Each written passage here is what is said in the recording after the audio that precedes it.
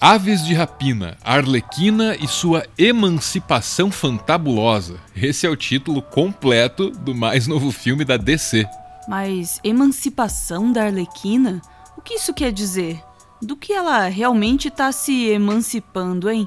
Essa é uma história muito antiga, vem de antes da própria Arlequina.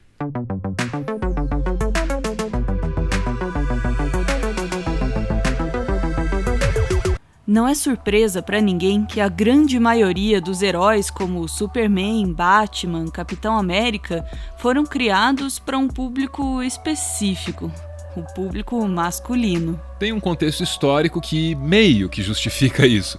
Os heróis serviam como propaganda e exerciam o papel de inspirar os jovens soldados na Segunda Guerra Mundial.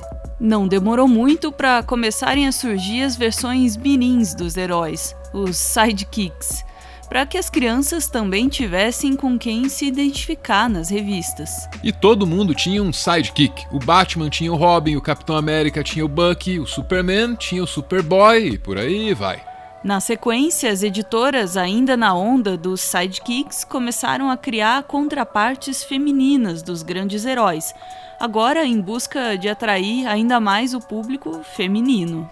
Isso funcionou. Essas personagens acabaram sendo aceitas tanto pelas garotas quanto pelos garotos, e elas foram ocupando cada vez mais os espaços que até então eram quase que exclusivos dos personagens masculinos.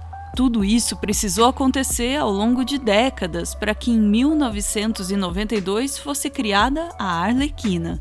A Arlequina é a culminação dos dois conceitos que a gente citou aqui, o de sidekick e o da contraparte feminina. Ela é as duas coisas. E ela é as duas coisas pro Coringa. A personagem foi criada pelo roteirista Paul Dini e pelo animador e ilustrador Bruce Timm.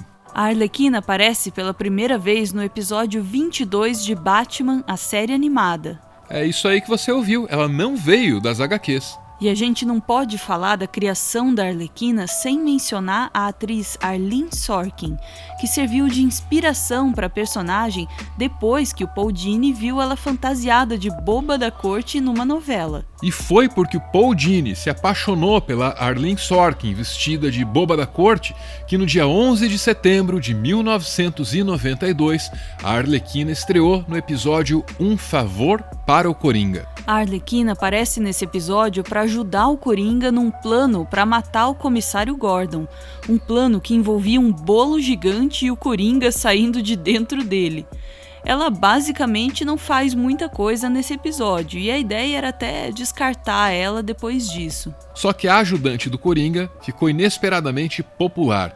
Os criadores ficaram satisfeitos com isso e resolveram trazer ela para mais episódios. E assim a personalidade maluca e cômica da Arlequina foi sendo mais desenvolvida. Em 1993, a Arlequina fez sua estreia nas HQs. A Arlequina é um caso raro, animação primeiro e HQ depois. Ela apareceu na revista The Batman Adventures. Foi no número 12, numa história não canônica do universo DC. Ainda em 93, a Arlequina ganharia sua história mais importante até então. Foi na revista Batman Adventures Mad Love. É aqui, em Mad Love, que aparece a primeira versão para a origem da Arlequina como parceira dos crimes do Coringa. Mad Love conta a história da doutora Harleen Quinzel, uma psicóloga do asilo Arkham que acaba ficando com a complicada tarefa de entrevistar e tratar o paciente Coringa. Aí, depois de algumas sessões de terapia, a Harleen começa a se apaixonar pelo paciente e determina que o Batman é o culpado por toda a raiva e por todo o sofrimento do Coringa. Ela ajuda o Coringa a escapar do asilo Arkham e decide se tornar a parceira do Coringa. Essa história foi muito bem recebida, mas a Arlequina ainda não era considerada uma personagem independente e nem mesmo estava dentro do cânone do universo DC. Isso só foi acontecer em 1999 na edição Batman Harley Quinn, com essa capa belíssima do artista Alex Ross, que ficou sendo a cena mais icônica do casal.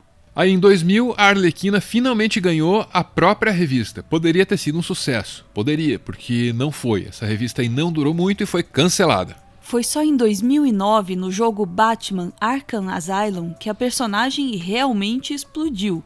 E assim como a sua primeira aparição, o sucesso da Arlequina só aconteceu em uma mídia diferente da dos quadrinhos. Can you hear me? Is this thing on? Oh, hiya, B-Man. Harley Quinn here. How do you like my new uniform? Pretty hot, huh? Oh, I got something to show you. 1 second, B-Man. Aí a gente percebe que o visual da Arlequina já foi repaginado, mas a função dela continua sendo a mesma que era 17 anos atrás. Ela volta a ajudar o Coringa no plano dele para derrotar o Batman. Pois é, a Arlequina está seguindo e repetindo o mesmo padrão de novo e de novo.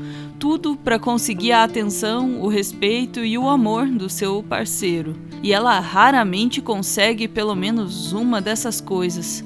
Muito pelo contrário, muitas vezes o Coringa a agride física e psicologicamente. Talvez eu devesse deixá-la chefiar a gangue.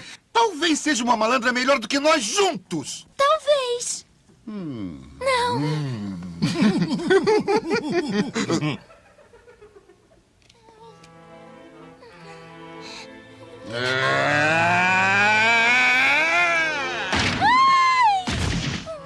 Ninguém discordaria se a gente pontuasse que a Arlequina vive um relacionamento tóxico e abusivo do qual ela não consegue mais fugir. Um relacionamento que inclusive afeta a saúde mental dela. Ao perceber a devoção dela, o Coringa se aproveita para manipular a Arlequina e rebaixa ela para que ela nunca saia do lugar onde está, que é o de ser a sua assistente, sempre em segundo plano, sem roubar a atenção que deve ser toda para ele. E essa foi a vida da Arlequina durante muitos anos, até o renascimento dela nos quadrinhos em 2011. Aqui, a Arlequina realmente começa a ficar mais independente e deixa de ser uma sidekick de vilão, para se tornar uma anti-heroína no famoso grupo Esquadrão Suicida. Em 2016, a personagem teve a sua estreia nos cinemas com o longa Esquadrão Suicida. What was that? I should kill everyone and escape? Sorry. The voices. I'm kidding. That's not what they really said. Aqui é a Arlequina interpretada pela Margot Robbie. Nesse filme, a gente vê a Arlequina sofrendo de amores pelo Coringa, que faz questão de tratar ela mal. A mesma história de sempre. O filme tenta convencer a gente de que existe sim uma história de amor entre os dois personagens, mas fica meio difícil de engolir que esse relacionamento aí seja funcional ou até mesmo saudável. Pra mim, não parece. E tudo isso finalmente nos leva para Aves de Rapina, Arlequina e sua emancipação fantabulosa, onde a gente vê mais um capítulo da história da Arlequina. E como o título mesmo sugere, finalmente a gente vê a emancipação que ela e nós, como espectadores, sempre desejamos ver. The Joker and I broke up.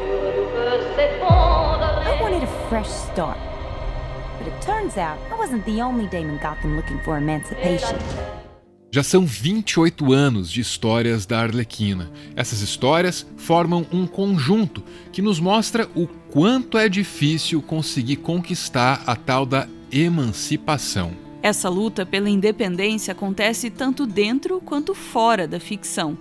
A Arlequina conseguiu se ver livre da sombra do Coringa nas suas histórias, assim como a personagem não precisa mais dele para se manter, seja nos quadrinhos ou nas produções cinematográficas. É até engraçado pensar que foi a vilã Arlequina que acabou conquistando justiça para si mesma. Só nos resta torcer para que ela consiga realmente a sua tão merecida emancipação.